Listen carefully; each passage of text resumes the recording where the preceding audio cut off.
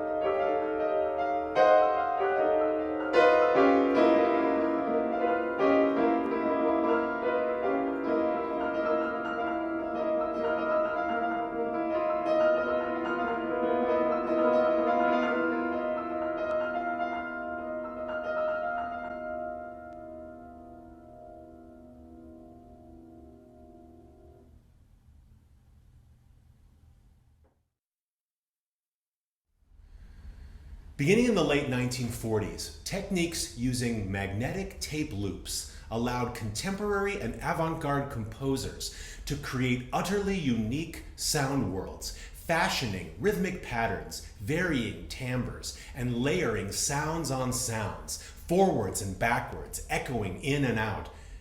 In other words, making daring music of a sort that could not have been recreated by live musicians. By the late 60s, these techniques had made their way into popular, shall we say, psychedelic music. Most famously, 2 tracks by the Beatles were made in this manner. Doctor Who viewers and listeners had heard plenty of sounds and music made this way by 1967. Dozens of radiophonic workshop products, such as the dematerializing TARDIS, or the unnerving background noises of the Dalek city on Skaro, were designed using this technique. Speaking of the Daleks, composer Tristram Carey's famous musical scores for both the Daleks and the Daleks' Master Plan used similar techniques to create either alien music or distort and bend the sound of traditional instruments. These days, tape loops have been long superseded by digital recording techniques. But back in 1967, it was still an adventurous composing method, not to mention time-consuming. The theme from The Ice Warriors goes through an evolution. The version used in episode 1 is totally different music. Loops are made from clips of a vibraphone glissando and a despairing melody sung by a soprano. The loops are made so we hear multiple versions of the soprano's melody overlapping and echoing around. The soprano melody returns as part of the incidental music, but is never heard again in the title theme. The episode 2 version is a true precursor to the final version. It uses 3 musical elements heard in the final version, but it's not as full a texture. Elements of this version are also heard twice as incidental music in that very episode. It really does seem like Simpson was figuring out this stuff as he went along. From episode 3 onwards through 6, we hear the final version of this theme, and this was the basis of the piano arrangement. I suppose realization of music created via tape loops on piano defeats the purpose of the original creation, but I can assure you I was merely being curious. The loop uses 4 musical motives. First, a piano glissando reinforced by a crescendoing cymbal roll, heard only as an introduction.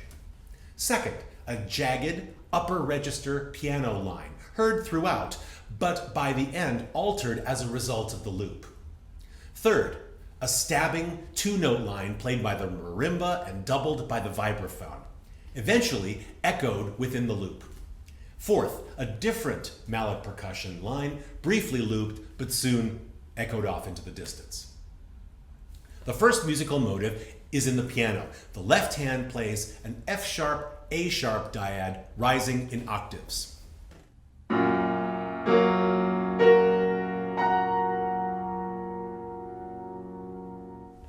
Underneath, as an aural and visual contrast, a right-hand white key glissando ascends rapidly. The starting note was so low and distorted that it was impossible to discern. Low G on the piano sounded best to me. The top note was clear, D natural.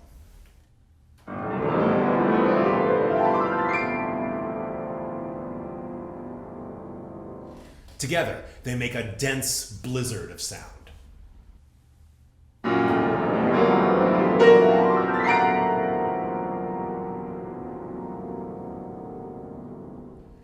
At first, I wasn't sure if I should recreate the cymbal's peak accent shh on the downbeat of the second measure and beginning of the second motive. The start of that new motive seemed a little empty without it,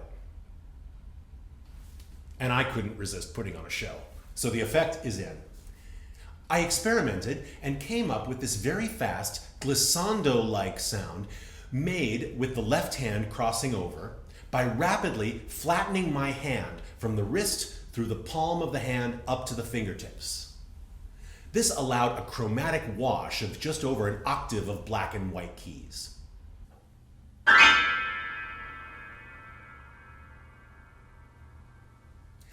The second motive emerges from the cymbal chromatics in a triplety long, short, long rhythm.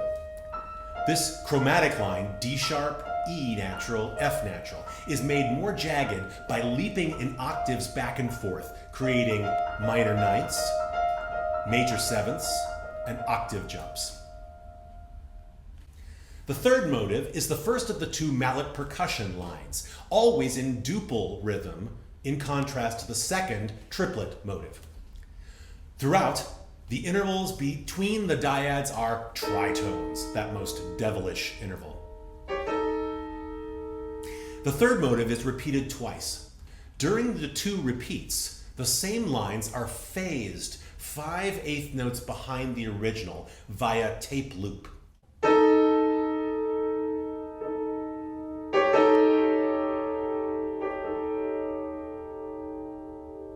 In fact, you'll hear a final echo of that third motive overlapping the beginning of the fourth motive, yet another 5/8 notes back.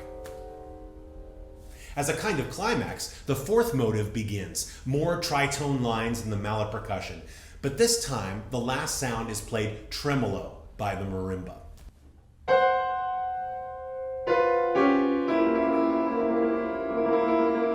The first of the 4 dyads of this fourth motive is not heard again, but the final 3 dyads echo again 5/8 notes behind.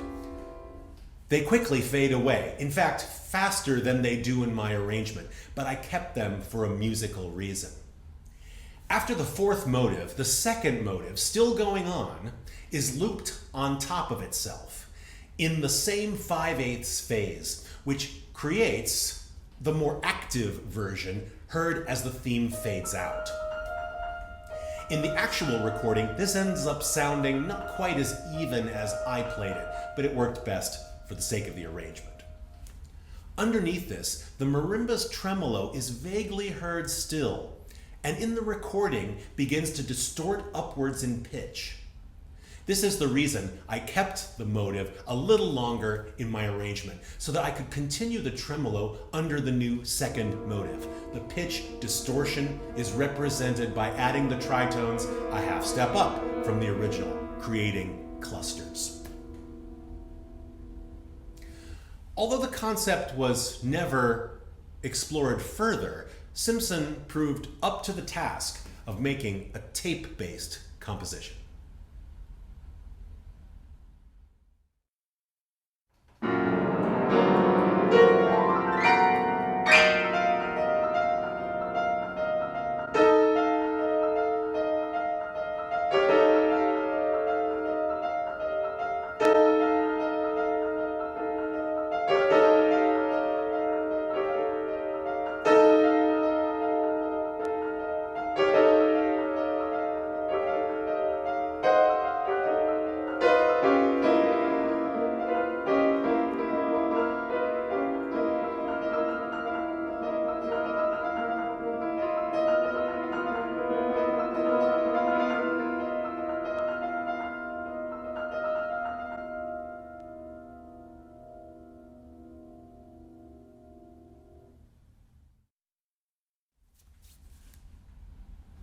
Thank you very much for watching episode 10 of the Dudley Simpson is Doctor Who project. Subscribe, like, share, and comment. Keep warm. See you next time.